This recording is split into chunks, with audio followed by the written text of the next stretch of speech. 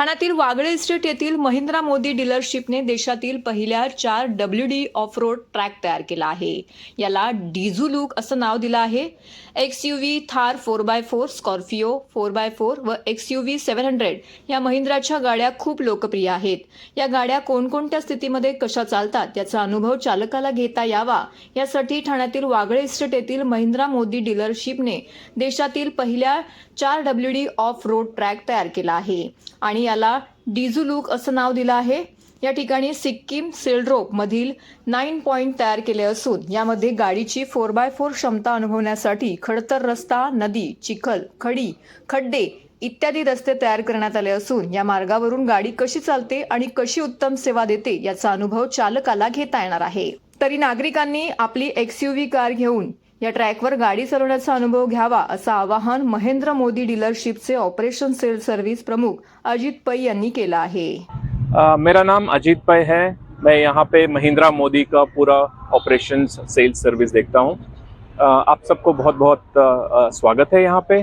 ये पहली बार है जो इंडिया में कोई भी डीलरशिप ने ऐसा वाला एक कॉम्पैक्ट 4 व्हील ड्राइव ट्रैक बनाया है। ये हमने इसलिए बनाया है, आप सब लोगों को पता है कि महिंद्रा SUV गाड़ी बनाती है और इसमें 2 गाड़ियां हैं जो 4 व्हील ड्राइव में बहुत पॉपुलर है, जैसा कि है थार 4x4, स्कॉर्पियो 4x4 और XUV 700 भी ऑल व्हील ड्राइव मॉडल में आती है।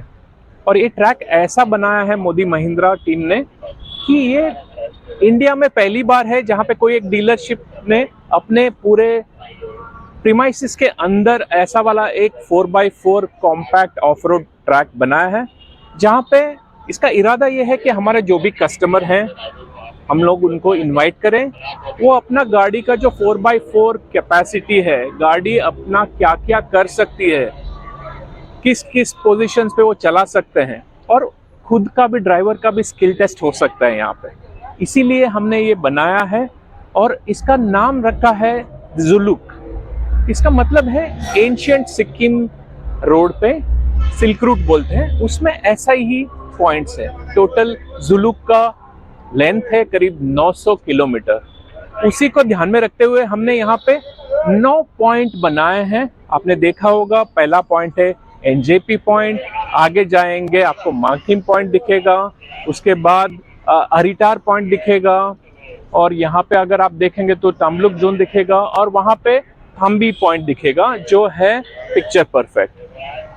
तो ये 900 किलोमीटर हमने 9 पॉइंट बना के एक 100 किलोमीटर का एक पॉइंट रिप्रेजेंटेशन रखा है, तो वो ऑथेंटिसिटी रहे उसके साथ। और कस्टमर्स जो भी यहाँ पे आएंगे अपना महिंद्रा थार 4x4 हो या स्कॉर्पियो 4x4 हो लेके आ सकते हैं और यहाँ पे ये ट्रैक का पूरा आनंद उठा सकते हैं, एक्सपीरियंस कर सकते हैं कि 4x4 में कैसा चलता है गाड़ी और क्या क्या गाड़ी उनकी कर सकती है। और इसी के साथ हम लोग सब लोगों को आह्वानित करते हैं, अपना महिंद्रा गाड़ी लेके आइए। यहाँ पे महिंद्रा मोदी डीलरशिप में हम लोग सिचुएटेड हैं थाने में, वागले एस्टेट रोड नंबर 27 पे RD अशर कंपाउंड में। आप सब लोगों का स्वागत है और हम लोग आपका इंतज़ार करेंगे कि आप लोग को ये एक्सपीरियंस दे दें और आप लोग इस कॉम्पैक्ट 4x4 ट्रैक जो इंडिया में पहली बार एक डीलरशिप ने बनाई है, यहाँ पे आके आप अपना गाड़ी का पूरा स्किल, अपना गाड़ी का टेस्ट कर सकते हैं और अपना स्किल भी टेस्ट कर सकते हैं। आपका स्वागत है कि ये मोदी महिंद्रा मोदी का डीलरशिप में आके जुलुक 4x4 कॉम्पैक्ट ट्रैक का आनंद उठाएं। Thank you. CAA लागू झाल्याने ठाण्यात जल्लोष, हजारो हिंदूंसह अल्पसंख्याक बांधवांना मोदी सरकारने दिला न्याय.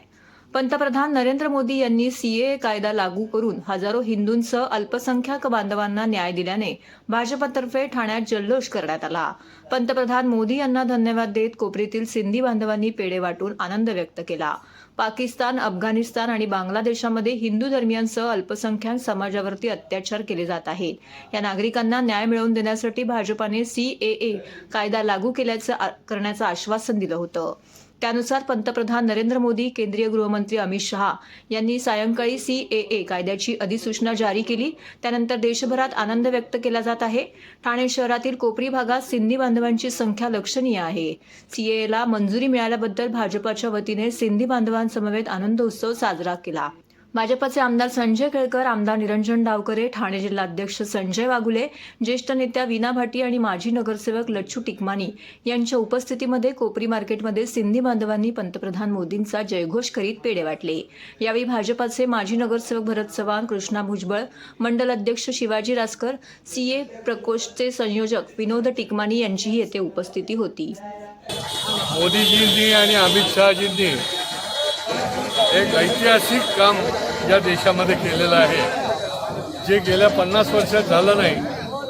ते या ठिकाणी CAA हे बिल त्यांनी आणून ते जाहीर करून त्याची अंमलबजावणी करून आणि म्हणूनच म्हणतात की मोदीजीची गॅरंटी आहे. मागच्या 2019च्या आमच्या जाहीरनाम्यामध्ये आम्ही दिलं होतं की आम्ही CAA बिल जे आहे ते लागू करू आणि त्याप्रमाणे शब्दाला जागून मोदी है तो सब मुमकिन आहे अमित शहाजींनी हे केलं आणि त्याच्यामुळे देशवासियांना आनंद होतोय.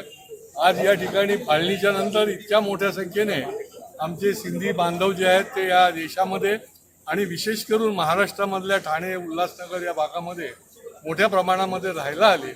अनेक जण अजून CAAच्या प्रमाणे त्यांची सिटिझनशिप झालेली नाही. अनेक प्रकारचे अनेक लोक या ठिकाणी 5 वर्षाच्या वर राहत आहेत, पण त्यांना अजूनही भारतीय नागरिकत्व मिळालेलं नाही आणि याच्यामुळे हजारो लाखो लोकांचा फायदा होणार आहे. आणि म्हणूनच मोदीजी धन्यवाद, अमित शहाजी धन्यवाद अशा प्रकारचा नारा हा सर्व दूर या ठिकाणी उमटता है. कि जो सिंधी समाज के लोग जब हम 1947 में आए तो हमें कोई तकलीफ नहीं हुई, परंतु उसके बाद जो सिंधी पाकिस्तान में थे हिंदू, उसमें हिंदू थे, क्रिश्चियन थे, जैनी थे, सिख थे, सभी लोग थे. उनको पाकिस्तान में जब सुरक्षा नहीं थी, उनकी बहू बेटियां सुरक्षा नहीं थी, वो कैसे करके भी हिंदुस्तान में पहुंच गए. आज हिंदुस्तान में आने के बाद पुलिस की तरफ से उनको इतनी तकलीफ होती थी. नरेंद्र मोदी को ये मालूम है कि सिंधी लोगों की तकलीफें क्या है, समस्या क्या है. वो हमेशा कहते सिंधी में बात करो, सिंधी में बात करो. तो उन्होंने जो वायदा किया था 2019 में ये CAA का कायदा पास हो गया. उसके इंजाम के अनुसार अभी इलेक्शन के पहले देना चाहिए. ये कोई इलेक्शन का अड़चन नहीं है कि इलेक्शन को देख के उन्होंने किया है, पर ये उनका वायदा था जो किया है, तो हमें बड़ी खुशी है. परिवहन सेवेच्या तिकिटात महिलांना 50% सूट व 60 वर्षावरील ज्येष्ठ नागरिकांना मोफत प्रवास दिल्याबद्दल शिवसेनेने साजरा केला जल्लोष. आजपासून योजनेची अंमलबजावणी सुरू. महिला व ज्येष्ठ नागरिकांना गुलाब पुष्प व पेढे वाटून आनंद साजरा. ठाणे महिलांचा प्रवास अधिक सुखकर व्हावा यासाठी मुख्यमंत्री एकनाथ शिंदे यांनी महिला धोरणाअंतर्गत ठाण्यातील परिवहन सेवेतील बसमध्ये महिलांच्या तिकिटामध्ये 50% सवलत तर महिलांसाठी 50% राखीव असणे व 60 वर्षावरील ज्येष्ठ नागरिकांना मोफत प्रवास असा महत्त्वपूर्ण निर्णय घेतला आहे. या निर्णयाची अंमलबजावणी ठाणे महानगरपालिका आयुक्त अभिजित बांगर यांनी सन 2024-25च्या अर्थसंकल्पात केली असून ही योजना आजपासून कार्यान्वित करण्यात आली. महापालिकेने घेतलेल्या निर्णयाचं स्वागत करून आज शिवसेनेच्या वतीने ठाणे रेल्वे स्थानक सॅटिस पूल येथे जल्लोष साजरा करण्यात आला. यावेळी माजी आमदार रवींद्र फाटक, शिवसेना ठाणे जिल्हा प्रमुख, माजी महापौर नरेश मस्के, परिवहन व्यवस्थापक विलास जोशी, परिवहन व्यवस्थापक शिवसेना ठाणे जिल्हा महिला संघटक मीनाक्षी शिंदे, माजी उपमहापौर पल्लवी कदम, राजेंद्र साप्ते, मनोज लासे, माजी नगरसेवक विकास रेपाळे, गुरुमुख सिंह स्नान, पवन कदम, पूजा वाघ, शर्मिला पिंपोळकर, महिला आघाडीच्या वंदना डोंगरे यांच्यासह मोठ्या प्रमाणामध्ये शिवसैनिक उपस्थित होते. मुख्यमंत्र्यांचं हे ठाणं आहे, बदलतं ठाणं आहे. स्थानिक स्वराज्य संस्थांच्या स्वतःच्या ज्या ट्रान्सपोर्ट सिस्टीम होत्या त्यामधील महाराष्ट्रामध्ये ठाणं ही पहिली महानगरपालिका ठरलेली आहे की त्यांनी महिलांना अर्ध तिकिटामध्ये प्रवास करण्याचा निर्णय घेतलेला आहे. अर्ध तिकीट माफ केलेलं आहे. या अर्थसंकल्पामध्ये तशी आम्ही तरतूद केली, परंतु त्याची अंमलबजावणी आजपासून आम्ही सुरू केलेली आहे.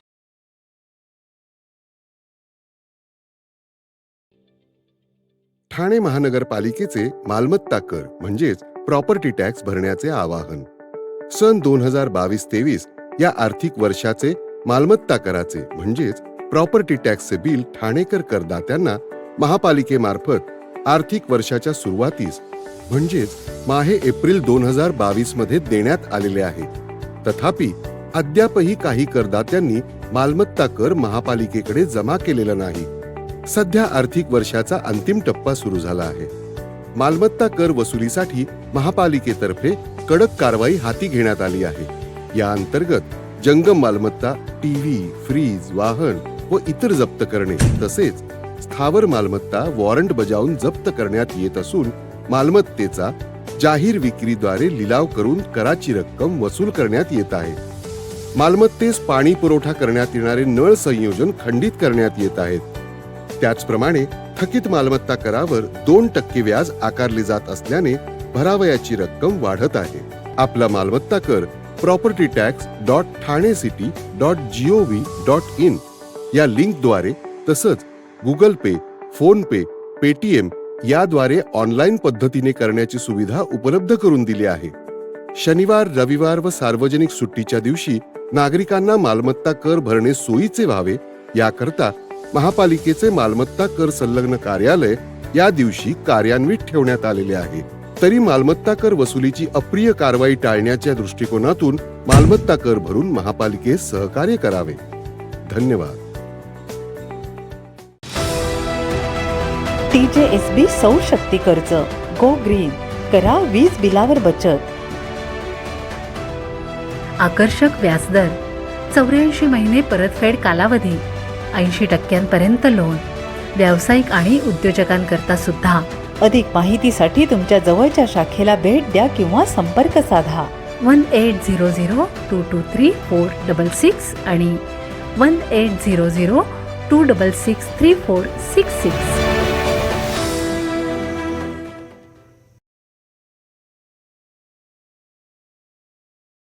व्यास क्रिएशन आयोजित 24व्या ज्येष्ठ महोत्सवानिमित्त विविध स्पर्धांचं आयोजन. 24व्या ज्येष्ठ महोत्सवानिमित्त यावर्षीही वैशिष्ट्यपूर्ण कामगिरी करणाऱ्या निवडक ज्येष्ठांना ज्येष्ठरत्न, सेवारत्न, कृतार्थ जीवन पुरस्कारांनी सन्मानित करण्यात येणार आहे. या पुरस्कारासाठी ठाणे परिसरातील सामाजिक, सांस्कृतिक व साहित्य क्षेत्रात भरीव कामगिरी करणाऱ्या ज्येष्ठ नागरिकांनी आपल्या कार्याची माहिती 19 मार्च 2024 पर्यंत व्यास क्रिएशनच्या कार्यालयात पाठवावी. अंतिम निवडीचे अधिकारी व्यास क्रिएशनच्या समितीकडे राहतील. यासाठी 02225301718 या क्रमांकावरती संपर्क साधावा. 24व्या ज्येष्ठ महोत्सवानिमित्त 55 वर्षापुढील ज्येष्ठांसाठी सुदृढ ज्येष्ठ नागरिक स्पर्धा आयोजित करण्यात आली आहे. यांच्या नोंदीकरिता 9867867731 या क्रमांकावरती संपर्क साधावा. तसेच गायनाची आवड असणाऱ्या ज्येष्ठांसाठी कराओके गायन स्पर्धेचंही आयोजन केलं आहे. यामध्ये सहभागी होण्यासाठी अंतिम तारीख मंगळवार 19 मार्च 2024 आहे. तर नोंदणीकरिता 9870241950 या क्रमांकावरती संपर्क साधावा. या स्पर्धेमध्ये मोठ्या संख्येने सहभागी व्हावे असं आवाहन व्यास क्रिएशनचे संचालक निलेश वसंत गायकवाड यांनी केले आहे. आयकर विभाग ठाणे सर्कलच्या वतीने ठाण्यातील Ashar IT park, Wagle estate येथील गेल्या 4 दिवसांपासून आंदोलन सुरू आहे. आज आंदोलनाचा 4था दिवस असून मोठ्या संख्येने कर्मचाऱ्यांनी येथे उपस्थिती राहून विविध मागण्यांसाठी आंदोलन केलं. यावेळी जोरदार घोषणाबाजी देखील करण्यात आली. तसेच या आंदोलनाच्या माध्यमातून विविध मागण्या मांडण्यात आल्या. यावेळी जुनी पेन्शन योजना लागू करा, तसेच कायमस्वरूपी करा, NPS रद्द करा, OPS पुनर्संचयित करा, 8वा केंद्रीय वेतन आयोग लागू करा, तसेच बदलीचा अर्ज विचारात घ्या, तसेच गेल्या अनेक महिन्यांपासून कंत्राटांवर काम करणाऱ्या कर्मचाऱ्यांना कायम करा अशा विविध मागण्यांसाठी आंदोलन केलं. या मागण्या पूर्ण झाल्या नाही तर आक्रमक भूमिका घेणार असल्याचे यावेळी कर्मचाऱ्यांनी सांगितलं. यावेळी श्याम मुंडे यांनी याबाबतची सविस्तर माहिती दिली. भारत जोडो शनिवारी ठाण्यात काँग्रेसची जोरदार तयारी. काँग्रेसचे नेते राहुल गांधी यांची दुसऱ्या टप्प्यातील भारत जोडो न्याय यात्रा महाराष्ट्रात दाखल झाली. यात्रेचा समारोप मुंबईत होणार असून 15 व 16 मार्च रोजी ठाणे जिल्ह्यात दाखल होणार आहे. या यात्रेची जोरदार तयारी इंडिया आघाडीने केली असून भारताचा ढाण्यावाग ठाण्यात अशा आशयाचे पोस्टर झळकले होते. भारत जोडो न्याय यात्रेनिमित्त काँग्रेसचे नेते राहुल गांधींचे वादळ ठाण्यात धडकणार असून गांधी यांच्या येण्याने महाविकास आघाडीमध्ये चैतन्य निर्माण झालं आहे. या यात्रेचा मार्ग Kausa Y junction, Mumbra, Retibandar, Kharegaon, Kalwa, Tembhinaka, Jambhinaka, Ram Maruti road, Gokhale road, LBS, Tiptop मार्गे मुंबईत दाखल होणार असल्याची माहिती इंडिया आघाडीच्या नेत्यांनी पत्रकार परिषदेमध्ये दिली. राहुल गांधी यांच्या स्वागताची जय्यत तयारी करण्यात आली असून त्यांच्यावर ठिकठिकाणी पुष्पवृष्टी करण्यात येणार आहे. कळवा नाका येथे छत्रपती शिवाजी महाराज पुतळ्याला पुष्पहार अर्पण करून पुढे कोर्ट नाका येथे भारतरत्न डॉक्टर बाबासाहेब आंबेडकर यांच्या पुतळ्याला अभिवादन करण्यात येणार आहे. जांभी नाका येथे छोटेखानी सभा होणार आहे. तर या पत्रकार परिषदेला शिवसेना उद्धव बाळासाहेब ठाकरे पक्षाचे नेते खासदार राजन विचारे, इंडिया आघाडीचे समन्वयक जितेंद्र आव्हाड, ठाणे काँग्रेसचे अध्यक्ष तसेच भारत जोडो यात्रेचे समन्वयक विक्रांत चव्हाण, शिवसेनेचे जिल्हाप्रमुख केदार दिघे, काँग्रेस प्रवक्ते सचिन शिंदे इत्यादी उपस्थित होते.